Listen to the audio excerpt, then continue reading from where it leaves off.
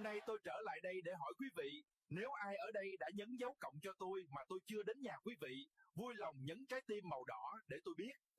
Ai muốn tôi gõ cửa nhà, cứ để địa chỉ tôi biết đường tới gõ cửa nhà nha.